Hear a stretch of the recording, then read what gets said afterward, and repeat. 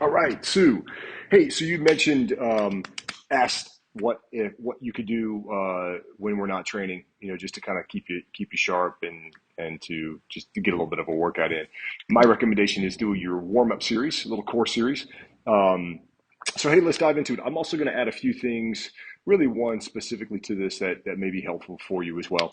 So as you know, like the most important thing when it comes to lifting, the thing that we often forget is how important the breath is to support the core. Right? We can have the strongest abs, strongest core muscles, strongest back muscles, right? Like we discussed the other day in the world. But if the breath isn't there, if the alignment or posture isn't there properly, and the breath isn't there to support the structure, then it doesn't matter how strong those muscles are, you're still going to run into problems. You're still going to have that overused tension. So the first thing we always want to do is we want to dial in our breath first. So, right, the thing that we have you doing is that 90-90 breathing or ball breathing. It doesn't have to be a ball. You can even put your feet on a wall if you want. You can put your feet on a chair, anything that's going to really kind of raise them, ideally a little bit, your heels or ankles just a little above your knees, your knees slightly in front of the hips. And we're going to make that ring with your thumb and index finger, right? That C and reverse C with your thumb and index finger. You're going to find your ribs, find your low back ribs with your thumbs, and then slide your hands down just below those low ribs. Then from here, we're gonna create that optimal alignment. So we're gonna put a little slight tuck in the pelvis so you're lengthening through the low back, slight tuck in the chin so you're lengthening through the back of the neck, and then focus on that breath, right? So at first, we're gonna do those silent, slow, and smooth, nice full inhale in through your nose. Exhale, and as you exhale, exhale on that. Sound like you're fogging up a window pane.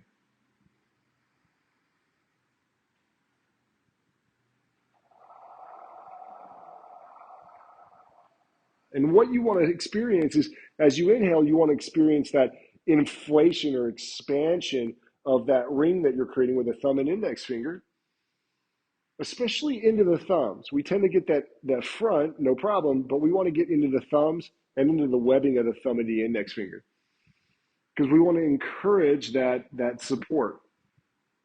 Do like 3 to 5 breaths just like that, and then Sue, switch to that compression or tension exhale, like you're letting air out of a tire. And the idea here is you're trying to create that tension. So you're inhaling, you're creating the expansion. And as you exhale, you're regulating or bracing to keep that, to manage that pressure in your pelvic, lower abdomen and pelvic region. So go 3 to 5 breaths there. Then we'll lighten up in the heels and do the same thing. So now you're just asking for a little bit more engagement in the core, but you're still maintaining the alignment, the breath. 3 to 5 breaths there, and then we'll take the heels all the way off the ball. 3 to 5 breaths there. Now you can just call, that can be it. If you want to take it a step further, you can do like what we did the last time we got together, which was we started the marches, right? The reverse marches. The same idea. You're maintaining that structure as you exhale. Slower, tap the heel, nice big inhale. Experience that expansion, then lift the foot, and then as you exhale, lower the other one down. Nice big inhale. Once you feel the expansion, lift, exhale, lower. So it's important not to rush this.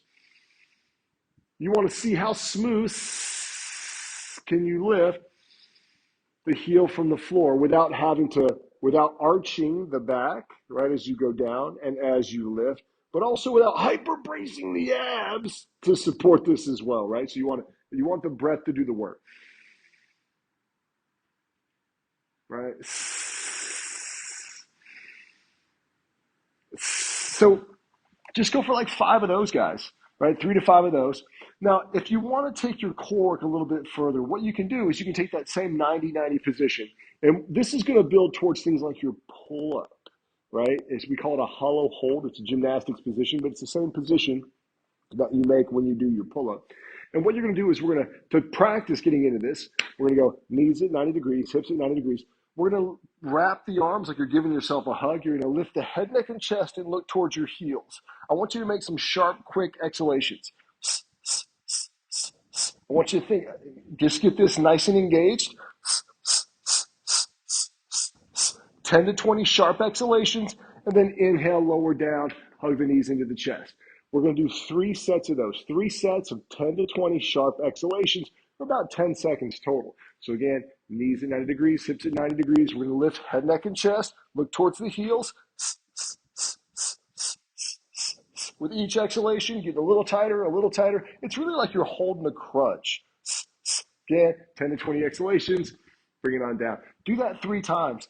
Then, Sue, from there, we're going to go into your hip bridge. And we found out for you, like if we're just doing bridges, they can work, but a lot of times what ends up happening is we start to feel stuff in the low back. Again, we really want to focus on managing that intra-abdominal pressure, and we do that with the breath, right? The alignment in the breath.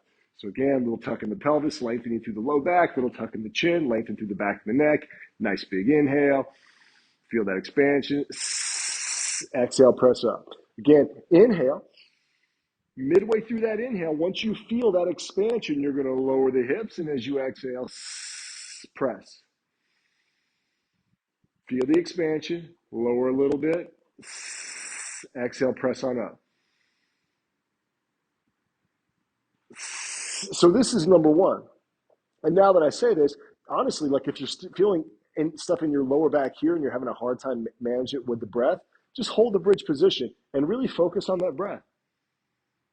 It's tough to feel that expansion all the way around, right? Front to back, side to side. It's hard to feel that expansion, especially in the backside where your thumbs are when you're in this bridge position. You'll be surprised, as simple as it seems, just holding this bridge position, focusing on your breath can be outstanding. If you're doing it right, you're going to feel it in your glutes. If you're not doing it right, if you're not managing your core well and not managing your breath well, you're going to feel it in your low back. So this is really, it can be diagnostic to a certain extent, right? Because if you're feeling it in your low back, you're losing alignment somewhere, or you're not managing that breath. Now, if we want to take this further, then the pulse, what we can always do is bring the feet together. And this is where we left off the last time we got together. You're doing the same thing, feet just a little bit closer together. Nice big inhale, right? Feel that expansion, side to side, front to back. Top of that inhale, once you feel that expansion, you're going to lift the heel without losing the structure. As you exhale, slow her down. Again, silent, slow, and smooth. Nice full inhale. Experience the expansion. Top of that inhale, lift the opposite heel. Exhale, lower down.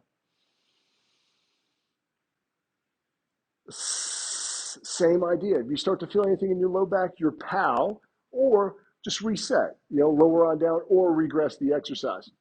Now, if you want to make this more challenging, what you can do, same idea, maintain that structure, feet maybe even a little bit closer this time. Nice big inhale, wait for the expansion. Top of that inhale, extend the legs straight out from the knee. Exhale, bring it in. Big breath, feel the expansion, extend the leg, lower on down. Same idea, right?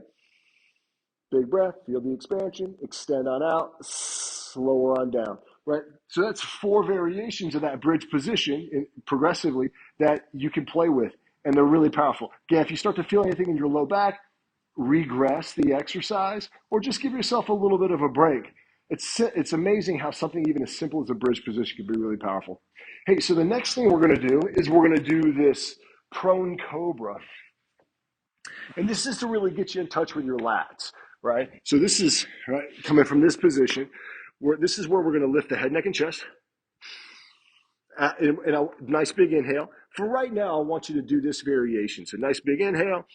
As you exhale, lifting the head, neck, and chest. Again, what you want to think about here, Sue, is lift the head, neck, and chest. Keep the chin gently tucked so you're lengthening through the back of the neck. What you don't want is this.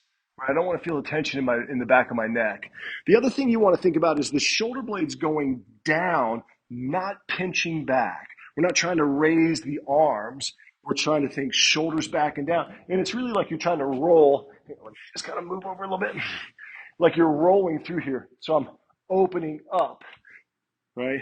What I'm doing is I'm externally rotating through my upper arm as my shoulder blades pack back and down. Again, I want to feel this here, not really here. Inhale.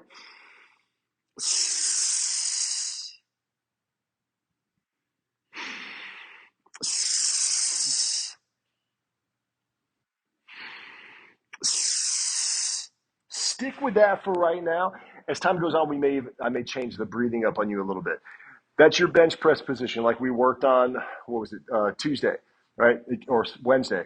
It's creating that structure. That's what we're trying to do. We're trying to create that structure. All right. So the final one we're going to do is we're just going to do a plank. Now, we call these hard style planks because of really what you're trying to do is activate and create tension, create a structure, not necessarily fatigue the core. Um, as time goes on, we'll end up putting like planks for time at the end of your workout. But with what we're doing here, we're trying to just activate the muscles. So you're going to kind of do like what you do with that hollow hold position or that 90-90 position where you lifted the head, neck, and chest. We're going to do these sharp, quick exhalations. It's like breath of fire in yoga. So we're going to imagine like you're holding onto pegs with your hands. We're going to come into your plank position. You're going to lock out those knees. You're going to squeeze your quads. You're going to squeeze your glutes. You're going to tuck that pelvis, fire up your abs. Now with your hands, I want you to imagine like you're holding on the pegs. You're going to push the floor away while at the same time, almost imagine like you're trying to pull your body forward and you're dragging your toes in on the floor. Sharp, quick exhalations. You should feel this in your core. 10 to 20 exhalations. Lower on down, kind of rest. You can come into child's pose if it feels good to do so. And then we'll do the same thing, right? We'll come up, lock out the knees, engage the quads, squeeze the glutes, push the floor away, engage your core. And again, imagine like you're trying to drag your body up. So we're trying to create some tension.